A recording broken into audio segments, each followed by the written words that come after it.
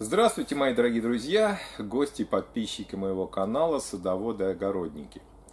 В этом видеоролике мы поговорим с вами о таком явлении, как возвратные весенние заморозки и насколько они опасны для большинства культур, которые мы выращиваем в своих теплицах.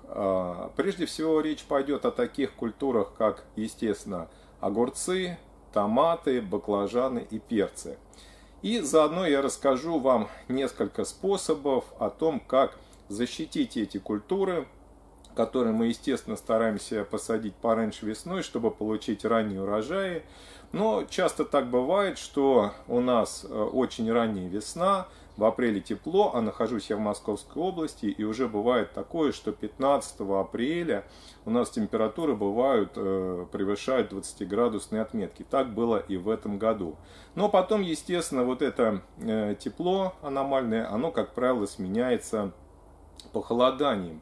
Ночью заморозки в отдельных местах вплоть до конца мая в нашем регионе могут доходить до минус 5 градусов. И бывает, что даже в конце мая может еще пойти снег.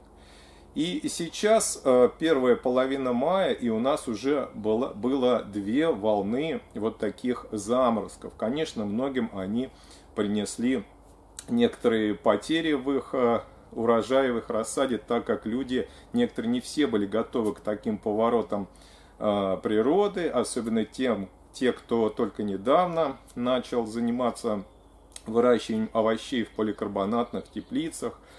Они, конечно, не всегда готовы к такому повороту событий, но многие из вас также имеют уже богатый опыт. И вот в комментариях я попрошу вас написать, какими способами вы пользуетесь для того, чтобы обезопасить посадки рассады, особенно в ранний период посаженной в своих поликарбонатных теплицах. Конечно, расскажу свои способы, которые я используюсь. У нас есть еще такие народные приметы вот в нашей местности. Это то, что вот эти заморозки весенние, они часто очень совпадают с периодом цветения черемухи.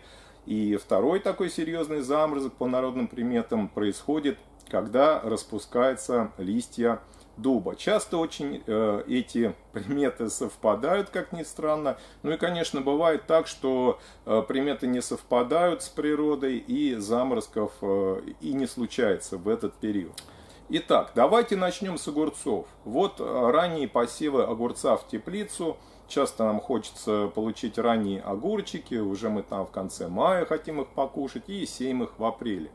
Так вот, друзья мои, огурцы — это, пожалуй, самые теплолюбивые из вот тех перечисленных овощей, которые мы сажаем на своих дачных участках, в теплицах, потому что они не выдерживают, к сожалению, даже уже нулевых температур. И та молодая рассада огурца, которую вы посадили, и которая в период первого тепла может даже уже хорошо развиться, прорасти, либо вы дома подрастили рассаду, ее посадили в теплицу, и она, к сожалению, гибнет с первыми заморозками, даже в поликарбонатных теплицах. Почему так происходит? Дело в том, что теплица поликарбонатная без обогрева, вот просто как она есть, она, к сожалению, обладает таким свойством, что днем она очень сильно нагревается, температура на солнце может доходить до 30 и выше градусов, но ночью температуры практически такие же, как и в открытом грунте. То есть, если на улице 0 градусов, в теплице в лучшем случае будет +1. Если на улице -2, -3, то в теплице будьте уверены, что проникнет мороз, и рассада огурца погибнет без предварительно подготовленных каких-то мер по утеплению, либо без подогрева. Поэтому рассада огурца, она считается самой теплолюбивой. Что же касается рассады томатов, баклажанов и перцев, это также самые распространенные культуры, которые мы выращиваем в теплицах, то здесь ситуация немного получше, конечно. Есть морозостойкие сорта данных культур, которые выдерживают вплоть до -2 градусов, но очень кратковременно. Буквально, если там под утро случился такой заморозок, и он не погасила его теплицы, то есть теплица вот до -2 опустилась, то есть в принципе вот эти культуры могут выдержать. Не все сорта, но некоторые до -2 градусов выдерживают. Ну, большинство, конечно, такие температуры не выдержат и, к сожалению, могут пострадать. К сожалению, конечно, такое случается, что гибнет рассада, но есть много способов, чтобы избежать этих негативных явлений и защитить свою рассаду от возвратных весенних заморозков.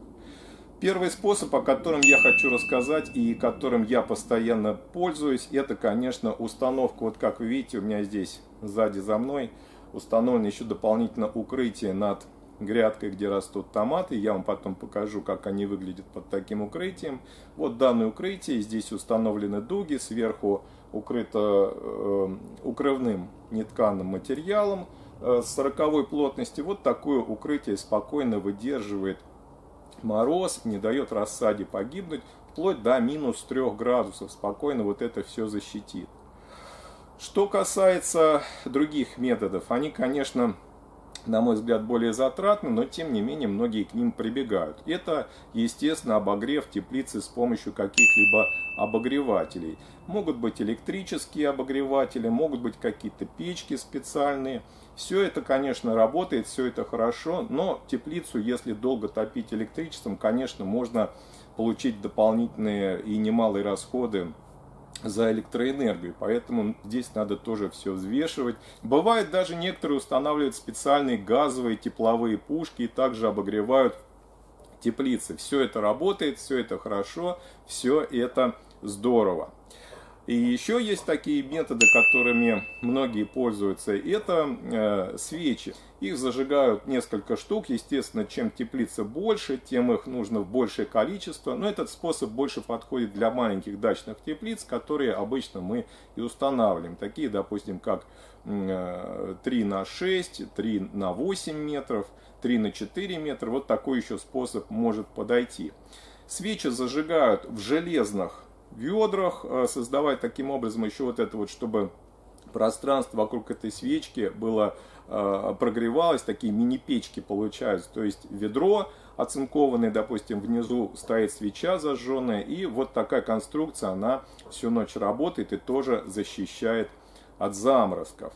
Есть еще один способ защитить рассаду, укрепить ее иммунитет и подготовить вот к этим неблагоприятным явлениям, к перепадам ночных и дневных температур. Нужно опрыскать растения по листу вот таким препаратом, хорошо вам всем известным. Препарат уже давно существует на рынке, он достаточно популярный, при этом недорогой и эффективный. Используем его по листу, опрыскиваем растения накануне, перед заморозками. За сутки можно обработать, потому что препарат достаточно длительное время работает.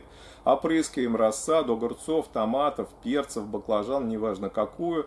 И растение таким образом лучше подготавливается, повышается устойчивость растения к вот этим неблагоприятным явлениям. И в принципе растение лучше переживает такой период. Еще один способ вам подскажу, как немного сгладить перепад дневной и ночной температуры и защититься от ночных заморозков. Это установка в теплице емкостей с водой. Можно использовать обычные пластиковые 5-литровые бутылки, просто побольше их ставим по периферии теплицы. Поставить их надо, естественно, утром, чтобы днем вода в них нагрелась, а ночью она будет постепенно остывать и отдавать вот эти положительные температуры рядом с вашими растениями. Тоже хорошо работает. Это такой своеобразный аккумулятор тепла. Я тоже часто пользуюсь этим способом. Хорошо работает и помогает. Друзья мои, если у вас есть какие-то свои способы, как защитить растения от возвратных ночных заморозков, пожалуйста, поделитесь вашим опытом, напишите в комментариях ваши способы защиты растений. Вам желаю хороших урожаев. Всем большое спасибо за просмотр.